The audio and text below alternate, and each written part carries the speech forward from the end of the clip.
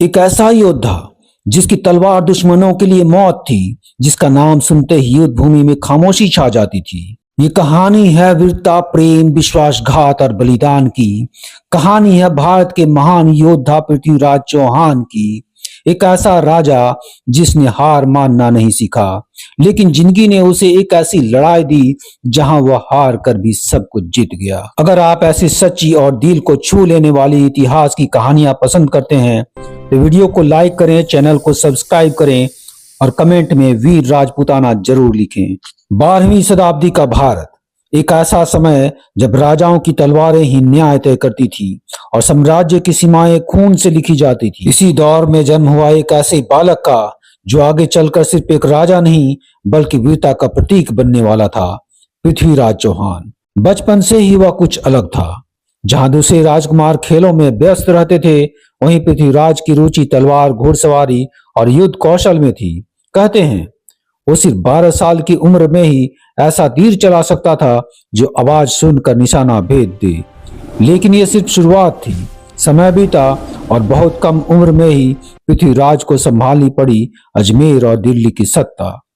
अब वो सिर्फ एक योद्धा नहीं था बल्कि एक ऐसा राजा था जिसकी हर जीत उसके साम्राज्य को और मजबूत बना रही थी।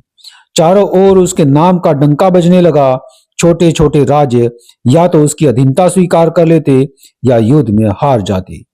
लेकिन असली कहानी यहीं से शुरू होती है, क्योंकि इसी दौरान उसकी जिंदगी में आई एक ऐसी कहानी जिसने इतिहास की दिशा बदल दी। संयोगिता, कन्नौज के राजा जयचंद की पुत्री, सौंदर्य और साहस की प्रतिमूर्ति। लेकिन सबसे बड़ी बात, वो पृथ्वीराज से प्रेम करती थी और ये प्रेम सिर्फ एक भावना नहीं था, ये एक चुनौती बन चुका था। क्योंकि जयचंद और पृथ्वीराज दोनों के बीच पहले से ही घोर दुश्मनी थी। जयचंद कभी नहीं चाहता था कि उसकी बेटी का नाम भी पृथ्वीराज के साथ जोड़ा जाए, इसलिए उसने एक योजना बनाई, संयोगिता का स्वयंवर। लेकिन इस स्वयंवर में उसने एक ऐसा अपमानजनक कदम उठाया जिसने आग में घी डाल दिया। उसने पूरे भारत के राजाओं को बुलाया लेकिन पृथ्वीराज को नहीं। और इतना ही नहीं, उसने पृथ्वीराज की एक मूर्ति बनवाकर उसे दरवाजे पर द्वारपाल की तरह खड़ा कर दिया। यह सिर्फ अपमान नहीं था, यह खुली चुनौती थी। लेकिन जयचंद ये भूल गया था कि वो जिस व्यक्ति को अपमानित कर रहा है वो कोई साधारण राजा नहीं, पृथ्वीराज चौहान है। स्वयंवर का दिन आया। सभी राजा अपने अपने वैभव में सजे हुए, संयोगिता हाथ में वरमाला लिए एक एक कर सभी को देखती हुई आगे बढ़ती है। लेकिन उसके कदम रुकते नहीं और फिर वो पहुंचती है दरवाजे पर, जहां खड़ी थी पृथ्वीराज की मूर्ति। और अगले ही पल इतिहास बन जाता है। संयोगिता उसी मूर्ति को वरमाला पहना देती है। पूरा सभा हक्का बक्का रह जाता है। और तभी घोड़ों की टापों की आवाज गूंजती है। वो कोई और नहीं, खुद पृथ्वीराज चौहान था। और अगले ही पल वो संयोगिता को लेकर सबके सामने से निकल जाता है। ये सिर्फ प्रेम नहीं था, ये एक दावा था, एक घोषणा थी, जो मेरा है उसे मैं लेकर जाऊंगा। लेकिन यही पल बना उसके जीवन का सबसे बड़ा मोड़, क्योंकि अब जयचंद सिर्फ दुश्मन नहीं रहा बल्कि प्रतिशोध की आग में जलता हुआ शत्रु बन चुका था। और इसी बीच भारत की सीमाओं पर एक खतरा मंडरा रहा था, मोहम्मद गोरी।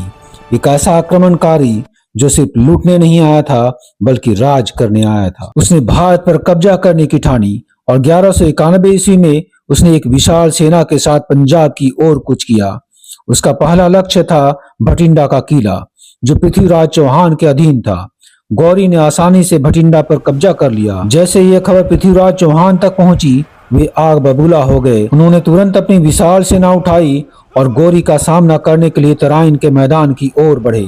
तराइन, जो आज के हरियाणा में स्थित है, युद्ध के लिए एक महत्वपूर्ण रणनीतिक स्थान था। 1191 तराइन के मैदान में दोनों सेनाएं आमने सामने खड़ी थी। पृथ्वीराज चौहान की सेना संख्या में कम थी, लेकिन उनकी रणनीति और घुड़सवार सेना बहुत कुशल थी। दूसरी ओर गौरी की सेना बहुत विशाल थी, लेकिन वे भारतीय युद्ध शैली से उतने परिचित नहीं थे। युद्ध शुरू हुआ और चौहानों ने अपनी बिजली की गति वाली घुड़सवार सेना से गौरी की सेना पर कहर बरपा दिया। गौरी की सेना बुरी तरह हार गई और उसे जान बचाकर भागना पड़ा, यहाँ तक कि गौरी खुद घायल हो गया। पृथ्वीराज चौहान ने गौरी को मारा नहीं बल्कि उसे भागने दिया। सोचिए, अगर उस समय पृथ्वीराज चौहान ने गौरी को मार दिया होता तो क्या भारत पर तुर्कों का कभी शासन होता? ये ऐसे सवाल हैं जो हमें सोचने पर मजबूर करते हैं। आप क्या सोचते हैं कमेंट्स में जरूर बताएं। यहाँ एक बात और है, ये युद्ध सिर्फ तलवारों और भालों का नहीं था, ये सूचनाओं का, जासूसी का भी युद्ध था। दोनों तरफ के जासूस एक दूसरे की चालों का पता लगाने की कोशिश कर रहे थे। तराइन के पहले युद्ध में मिली हार गोरी के लिए बहुत बड़ा अपमान था। वह इतना अपमानित और क्रोधित था कि उसने भारत छोड़ने का फैसला नहीं किया, बल्कि उसने अपनी हार का बदला लेने की कसम खाई। वह अपने साम्राज्य वापस लौटा, लेकिन खाली हाथ नहीं। गोरी ने अपनी हार से सबक सीखा। उसने अपनी सेना को फिर से संगठित किया और इस बार उसने पहले से कहीं ज्यादा बड़ी और बेहतर प्रशिक्षित सेना तैयार की।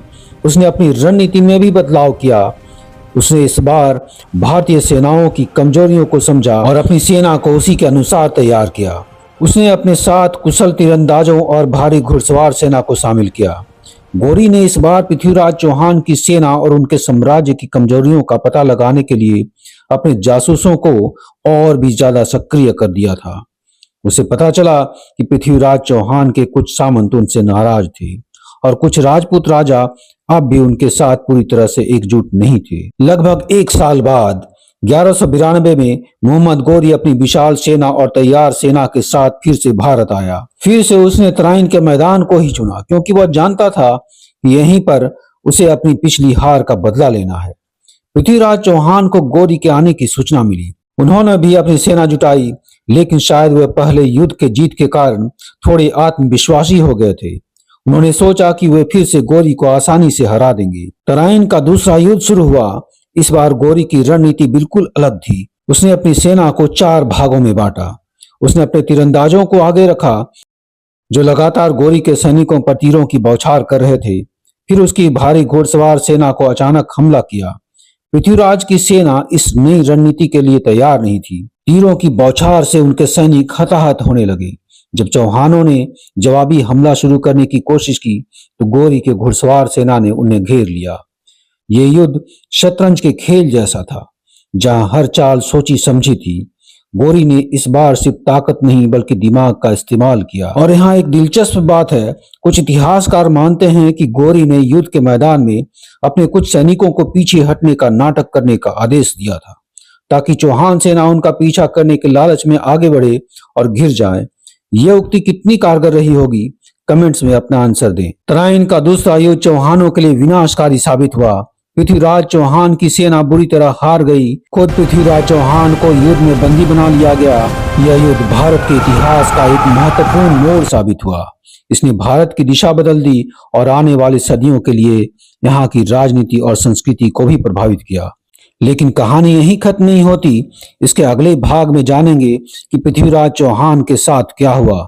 दोस्तों, उम्मीद है आपको पृथ्वीराज चौहान की यह कहानी पसंद आई होगी। अगर आपको ये वीडियो ज्ञानवर्धक लगा तो कृपया इसे लाइक करें और अपने दोस्तों के साथ शेयर करें। और अगर आप किसी कॉम्पिटिटिव एग्जाम की तैयारी करना चाहते हैं तो हमारे चैनल को सब्सक्राइब करना ना भूलें। साथ ही बेल के आइकन को बजा दें ताकि आने वाले वीडियोस का नोटिफिकेशन आप तक सबसे पहले पहुंचे। धन्यवाद।